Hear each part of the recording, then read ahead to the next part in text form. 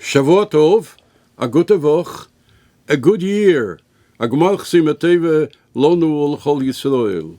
And indeed, this is a special year. Tov Shin Pei Aleph, Tehei Shnas Plois Alenu.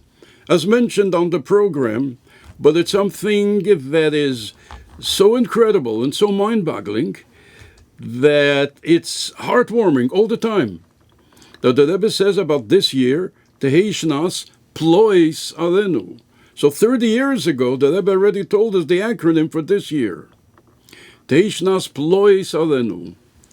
And perhaps, friends, was also mentioned, if you give me a little bit of a poetic license, it's even greater than Niflois Alenu. 30 years before that, there was Niflois Alenu. Niflois Alenu Tavshin Nun Aleph. However, this year is even greater than Niflois Alenu. That Plois Alenu is even greater than Niflois Alenu. And why is that?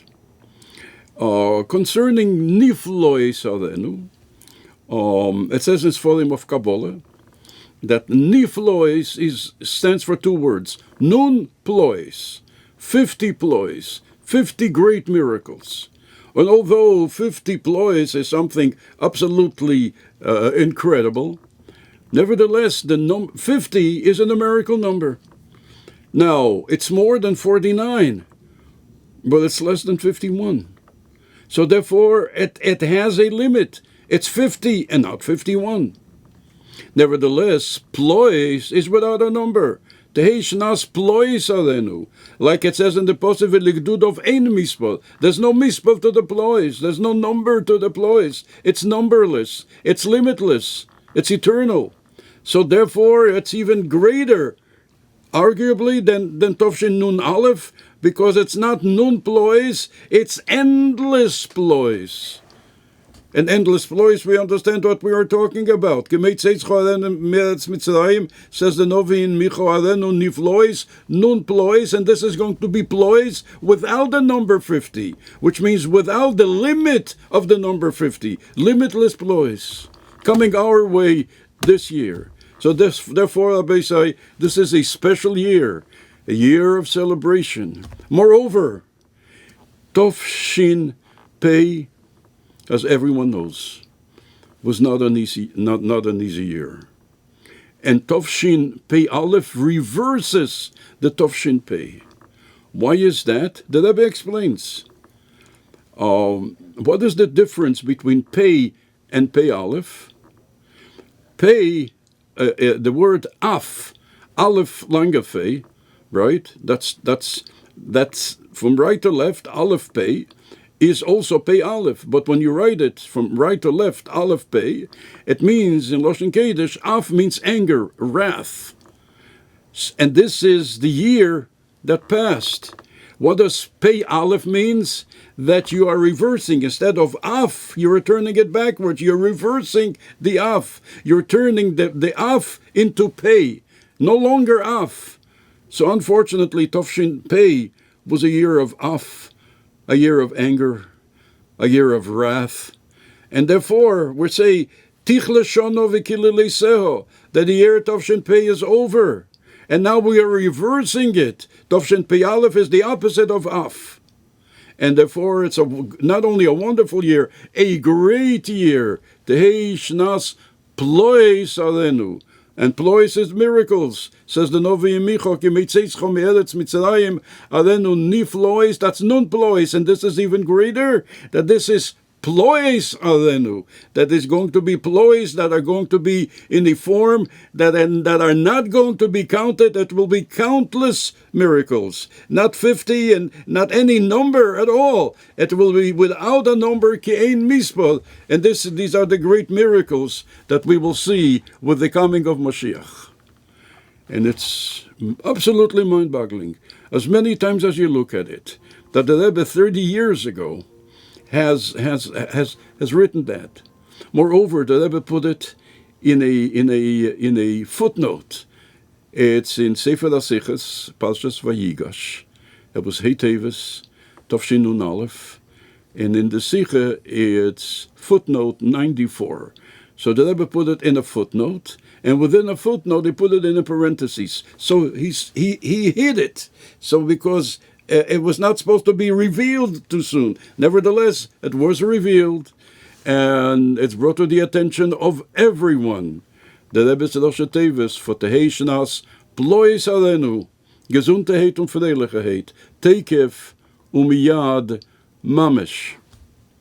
There are many people who ask, for good reason, or for what should have been a good reason, how come Lubavitcher Chassidim do not sleep in the Sukkah? And it's a question that you hear pretty often. The Rebbe addresses this question. We will return to that question in a moment, but first, our customary story. Our customary story has to do with Sukkah 80 years ago. Sukkah Tofshin Aleph in France, in Nice.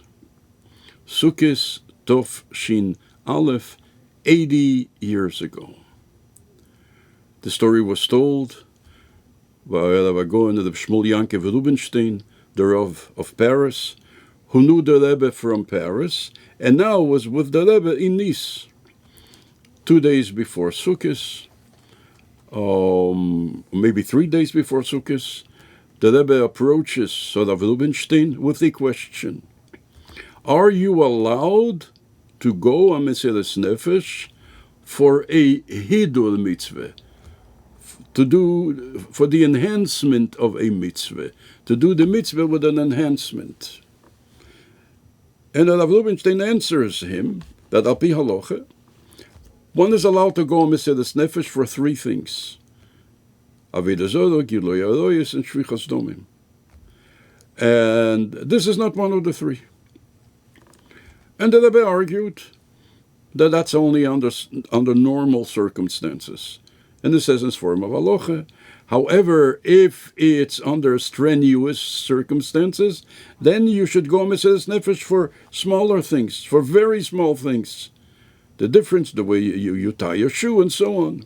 And the Rebbe did not let Rav Rubinstein say that you're not allowed to.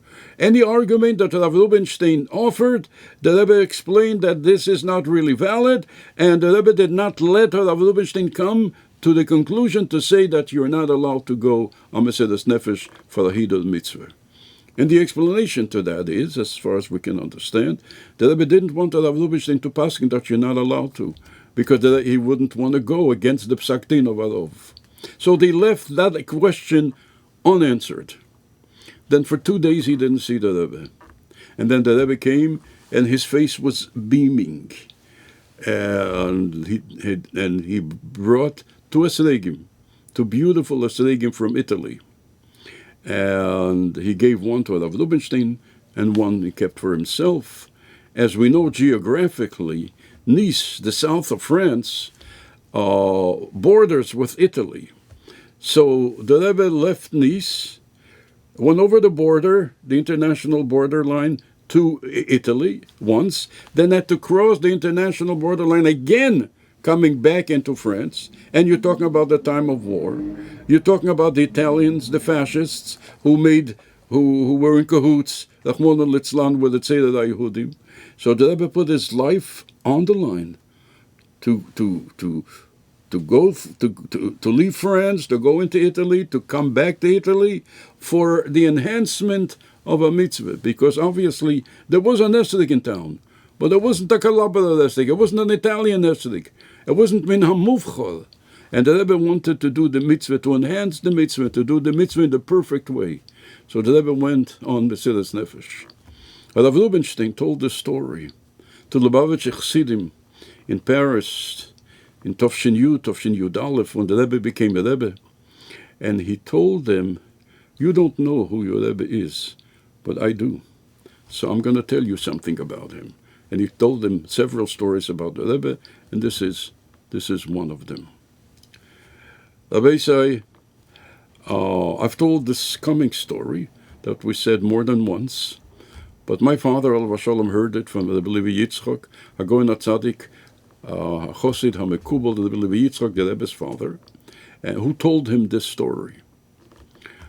The story goes, it was in the town of Baldichev, and the town of Baldichev is sad because the tzaddik, the Rebbe Yitzchak, does not have an esrik, and it's now the last night before Sukkot. And the tzaddik, the Rebbe Yitzchak of Baldichev, tells his Chassidim they should stand on the chaussee, on the road that is right outside Baldichev, where people travel from one road, from one town to the other. So they should stand on that road, and maybe there will be someone traveling through Baldichev, and maybe he will have a nesrik. And they found a Jew. And they bring him to the Rebbe Yitzchak. And the Rebbe Yitzchak says to him, I would like you to stay with me here in Baldichev, so we can all have a nesrik. And the man says, Rebbe, I'm on the way home. I would like to go home. And the Rebbe Yitzchak says, if you stay with me, I promise you children. And the man says, Rebbe, I have children. I have a wife and children that Almighty God gave me. And I would like to go home and spend Yom Tov with my wife and children. And the Rebbe Yitzchak of Baldichev says to the man, if you stay here, I promise you riches, ashiras. And the man says, Rebbe, Almighty God gave me ashiras. I have riches. And I was able to afford a very nice esrik. And now I would like to take this very nice esrik and bring it to my wife and children so we can celebrate Sukkot together. And then the Rebbe Yitzchak of Baldichev says to the Jew, if you stay here, I promise you, imi bimchitzosi. You'll be with me in my compartment. It's difficult for us to imagine exactly what that means. But it means that he will be in the same compartment as the Rebbe Yitzchak of Baldichev in Gan Eden. And the Jew is thinking to himself, to be with the Rebbe Yitzchak of Baldichev in Gan Eden, in the same compartment, that's something you cannot turn down. That's invaluable. There's no money in the world that can match that. And he agreed. He agreed, and Baldichev is now a happy town. There's an esrig. Parenthetically, friends, in the Shtetlach Hamol, there were many times where there was no esrig. There's a story about Padich where there was no esrig. There's a story in Lubavitch there was no esrig. There was only one esrig in Lubavitch. And the Rebbe Nishma Seiden had the esrig. Nevertheless, the esrig on Yom Tov is used by the Chazan. So the Rebbe Nishma Seiden was the Chazan. And I heard that many tnuas of Yom Tov, of davening, of Nusach, were heard by the Rebbe Nishma Seiden because he was the Chazan in Lubavitch. Because there was only one esrig in Lulav. So now there's an esrig in Lulav in Baldichev. And our friend is davening in Shul the first night of Sukkot, and he was hoping that somebody is going to invite him, because he's a stranger. He doesn't have a sukkah. Forget the fact that he doesn't have food, but he doesn't have a sukkah. And he was hoping that somebody is going to invite him. No one invites him. He waited till everybody left the shul. He was hoping maybe the last Jew is going to invite him. The last Jew just left the shul and left this Jew in shul alone. And no one is inviting him. He leaves the shul, and he goes to the first sukkah that he sees, and he knocks on the sukkah, and he says, I'm the stranger. I gave the Rebbe Yitzchak my esrig and lulav. Can I come in for Sudas Yom Tov? And the host says to him, go and see the Rebbe Yitzchak. Then he goes to a second sukkah. And the answer is the same. They're not letting him in. Go see the Rebbe Yitzchak. He goes to a third sukkah. Go see the Rebbe Yitzchak. So he comes and he sees the Rebbe Yitzchak and he says, Rebbe, I gave you my esrig and lulav. I was hoping that there'll be so many people who want to invite me as their guest. Nobody invited me. I knocked on the door of 3 sukkahs. They didn't let me in. And the Rebbe Yitzchak says to him, of course they didn't let you in. I told them not to let you in.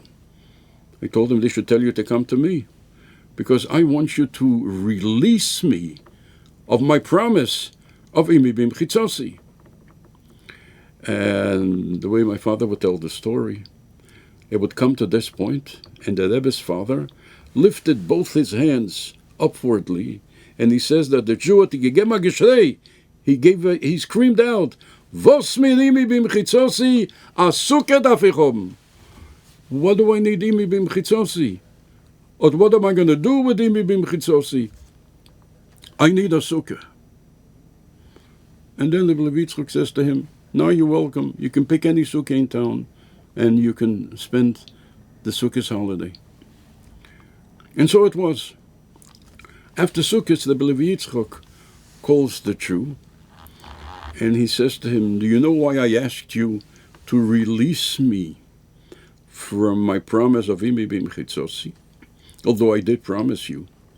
Because I realized that you didn't really work for this great venture of being with me in Gan Eden in the same compartment. And therefore you didn't really earn it. Yes, I promised you, but you did not really do something to earn it. But now that you gave up imi bimchitzosi for the mitzvah of sitting in a sukkah, now you have earned it. And I'm returning to you my promise of imi bimchitzosi. As mentioned, I heard the story from my father, who heard the story from the Rebbe's father, Hagoyin Chassidim Kubal, the Levi Yitzchok Nishmosei Eden. Now there is a question mentioned before. Why do Lubavitcher Chassidim not eat, not sleep in the Sukkah? We'll get to that as well. But I want to share with you before that. I know I'm testing your patience a bit, but it's a good story. And a Musad Haskell that I heard from the legendary Mashpia, the Nissen Nemanov. The Nissen said that there are some people who come to him and say, it's Sukkot, and they go into the Sukkah, and they are waiting to feel all kinds of inspirations and so on, and they feel nothing. So I asked them, did you learn in preparation for Sukkot? Did you learn Masechta Sukkah? And they said no. Did you learn the Shulchan Aruch, the Gelesen Shulchan Aruch as it's called, Hilchos Sukkah? No. Did you learn the Alten Rebbe Shulchan Aruch, Hilchos Sukkah? No. Did you learn the Mamolim, Basukkah Steish Shivas Yomim, of the Alten Rebbe, of the Mittel Rebbe, of all the Rebbes? Did you learn some of those Maimolim? No. Did you go to the mikveh before? No. So the Nissen says, so how do you expect that you should feel something in the Sukkah? You didn't prepare. You're coming in from the cold street, straight into the Sukkah, and then you're complaining, how come you don't feel anything? But if you would prepare, and you would learn the Masechta Sukkah, you would learn in Gelesen Shulchan Aruch, the Chabad and the Bis Yosef and the Ramah and all the Neise Kelim and all the commentaries. You would prepare. You would learn the Alten Rebbe Shulchan Aruch Hilchos Sukkah. You would learn the Maimonim of the Alten Rebbe, of the Mittel Rebbe, Basukkah Steish Shivas Yomim, of all the Rebbes. You would prepare. You would go to the mikveh. You would do everything you can in preparation, and then you go into the Sukkah. That's a different story. And then you will feel connected, because you have prepared. A little bit like the story, you earned it. But straight from the cold street into the Sukkah, and then complaining, well, I don't feel anything in the Sukkah, the Nissen said, it's without a preparation. Going back to the answer, why do Chabad Chassidim not sleep in the Sukkah? And as mentioned, there are many people who are asking this question for all kinds of reasons. Nevertheless, whatever the reason may be, the question is a question.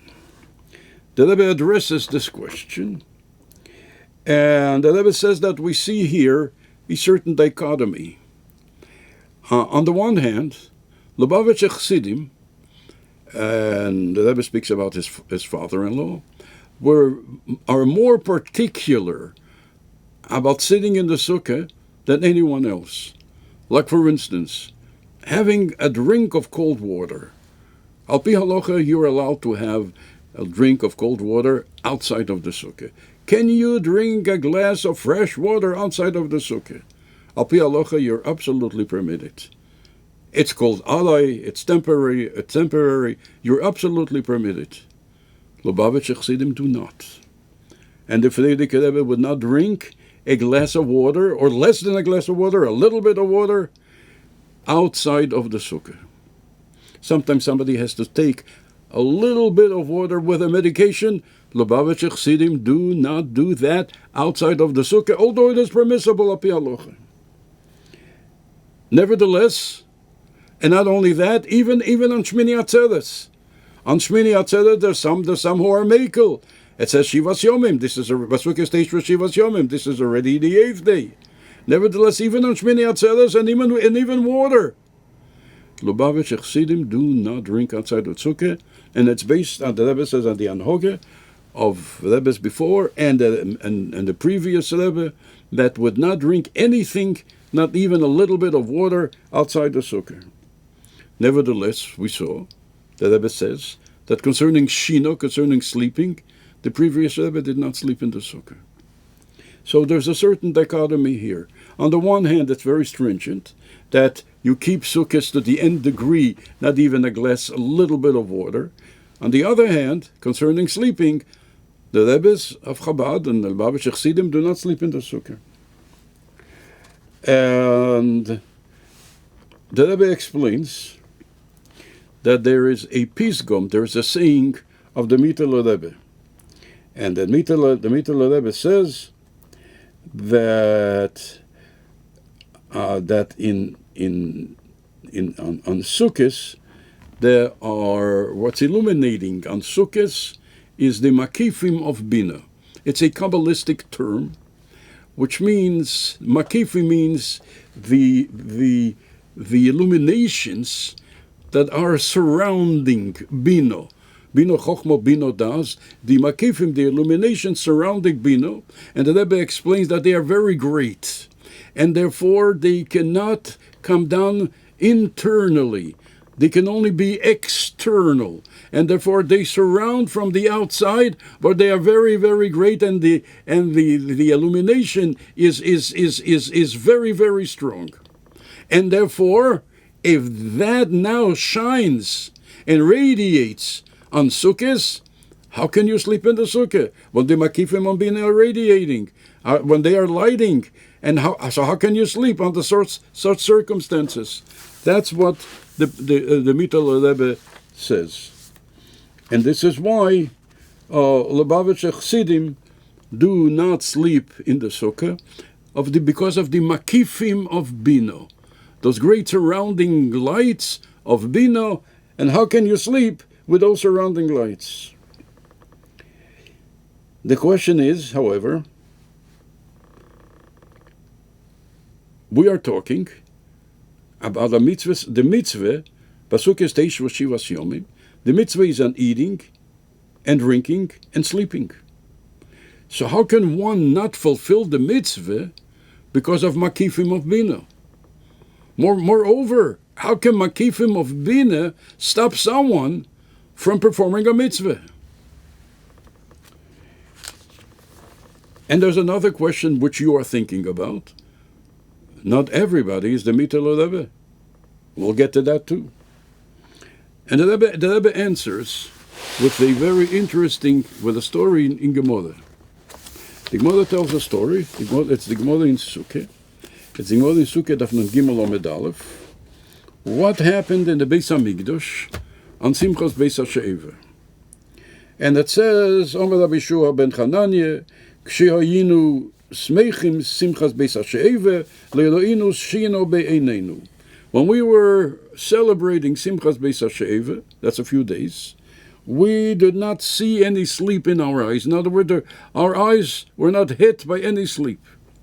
And the Gemara asks the question, how can that be? There's halacha, Omer Rabbi Yechanan, Shavua sheleisham shleisha yomim. Somebody who swears is not going to sleep for 3 days. He swears. Now, Rashi says it's something that he cannot fulfill. No human being can stay up for 3 days without sleeping.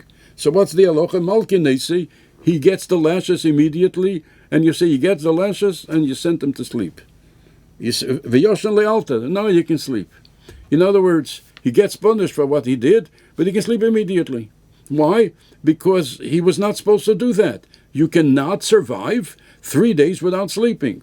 And that's the question. So how come on Simchas Beis HaShe'eva they went through more than 3 days without sleeping? So the Gemara answers, they have a menamnemi akatva dehadodi, that they would sleep on the shoulder of each other. Some say akatva dechavre, on the shoulder of the friend, but the gives in the Gemara, and I have the Gemara in front of me, it says akatva dehadodi, on the shoulder of each other. They would sleep on somebody's shoulder. Wonderful. Comes the Rebbe and he says, wait a minute. They would sleep on someone's shoulder. Where was that fellow with the shoulder? In the Azora. That's where the dancing was. Not in a sukkah. So how come they were sleeping outside the sukkah? Brilliant. How come they were sleeping outside the sukkah? They were not supposed to do that. You're not supposed to sleep outside of the sukkah. And the Rebbe answers that inasmuch that there are 3 things that we have to do in the sukkah: eating, drinking, and sleeping. The Rebbe brings from the Alter Rebbe that the main thing in Sukkahs is the eating. And the Rebbe explains that the mitzvah is that a person should he should be stationed in the sukkah. Like a soldier is stationed something, the sukkah is now stationed, instead of being stationed in the house, he's stationed in the sukkah. The main activity of the sukkah is eating. And the Ragachova says that the main brings Zerayas, that the main activity of sukkahs, this is why the broche of Leisha B'Sukkah is not on sleeping. There's no bracha on sleeping. The bracha is on eating. Before you eat, you make the bracha Leisha B'Sukkah, because that is the main activity. So once a person makes his main activity in the sukkah, then he fulfills the mitzvah. Whether he sleeps in the sukkah or doesn't sleep in the sukkah, or he sleeps on the shoulder of a friend, that's immaterial. But because his main thrust, where did he station himself for this sukkah? In the sukkah. So now for a moment or whatever, for a few moments he leaves the sukkah and then he comes back. So therefore, on sukkahs, the station of the person is in the sukkah. So therefore, this is how we can understand how they were in the sukkah. However, the main thing of the sukkah is the eating, and this is why they were able to dance and to sleep on the shoulders of each other. But then there's the underlying question, which I am sure you are asking yourself. Makifim de bina. The Makifim de bina don't let you sleep. But the Frierdiker Rebbe couldn't sleep in the sukkah because he was troubled by the Makifim on bina. He felt those great illuminations of bina, those surrounding him illuminations of bina. Now someone is going to says, but what about us? We go into the sukkah. We do not feel the makifin of bina. They do not disturb us. Why do they not disturb us? We don't feel them. We don't know they exist. We know what the Mittel Rebbe says that, but we don't feel it, so we can sleep. So the Rebbe answers two answers. Number 1, he says, Chassidim seinen mekusher zu Rabbeinu Nesienu. A Chassid is mekusher to the Rebbe. If the Rebbe cannot sleep in the sukkah, he cannot sleep in the sukkah, because he's mekusher to the Rebbe. And be'asri derav, in the place of the Rebbe, he is mekusher, he's connected with the Rebbe. Whether he feels the makifim or he doesn't feel the makifim, because the Rebbe says like this, that you see the anhoge of kamo v'kamo, eich hazelche vo seinen noch nit in der Darge, vom Marge sein der Meir Makif shebesukkah. The Rebbe doesn't say that there are those who do not feel it. The Rebbe says that they do not wo seien noch nicht in der Darge. They're not yet on that plateau. The Rebbe doesn't say they're not on that plateau. The Rebbe says they're not yet on that plateau, on that spiritual height of being able to feel and see the Makifim. Not yet, says the Rebbe. And nevertheless, they do not sleep in the Sukkah. And the reason for that is they are mekusher and connected with the Rebbe. And if the Rebbe doesn't sleep in the Sukkah, they do not sleep in the Sukkah. More than that, they are troubled also. They are troubled. The Mittel Rebbe says, how can you sleep in the Sukkah with the Makifim of Bina? Which means the Mittel Rebbe is asking every Chosid, how can you sleep in the Sukkah of the Makifim of Bina? Now, he doesn't see them, so that's what and that exactly what the point of the Mittel Rebbe. Why don't you see them? Why aren't you on that dalge, on that plateau to see them? Which means it's within your power to see them. So so if that's the case, if the Mittel Rebbe is demanding something from him and he's not there yet, so he has tsar, so he has agony, and hamitzdayer is bottom in a sukkah. And since he has agony, that agony precludes him from eating in the sukkah. He's spotted of the sukkah. That's what the Rebbe says. And the Rebbe says like this, when viele einer, was ihm alt nicht, was ist nicht magisch der Medische besuche. But even if someone who doesn't even care over the fact that he doesn't feel the illumination of Makifim Debine, is aber sich mit Style, was der Wort für Mittel Leben nimmt dem nicht. He has agony. How come the saying of the Mittel Rebbe doesn't touch him? The Mittel Rebbe is saying, how can you sleep in the Sukkah? And then so he has agony. How come he is not troubled by the word, but something the Mittel Rebbe said? So therefore he's a mitzvah. And if he's a mitzvah, he's brought from Sukkah. It's a very, very interesting Sikha. Rabbi say, it's printed in Lekutei Sichos Choftes, and it starts, just to be sure, it starts on page 211. You can look it up, and it's an absolutely wonderful, a very, very interesting Sikha that brings the Ragachover and so on, as to why Lubavitcher Chassidim do not sleep in Sukkah. On another note, what did the Rebbe himself do? It's known that the Rebbe himself, although it's not humanly possible, and I'm not suggesting anyone to do that, the Rebbe himself did not sleep a whole Sukkah. A whole Sukkah, the Rebbe did not sleep. Maybe it's a katve hadodi, maybe on a chair for a moment, but the Rebbe did not sleep a whole Sukkah. I remember a story when I came to the United States. I was before Bar Mitzvah. I don't know if I've ever repeated this story. I'm going to tell the story without a name. And they were selling the first night of Shmini Atzeres. They were selling the psukim, and the proceeds went for Timchit Mimim. And one person was selling the psukim. And part of what he said to the crowd, and you should do it fast, because you shouldn't have to wait, because the Rebbe is tired.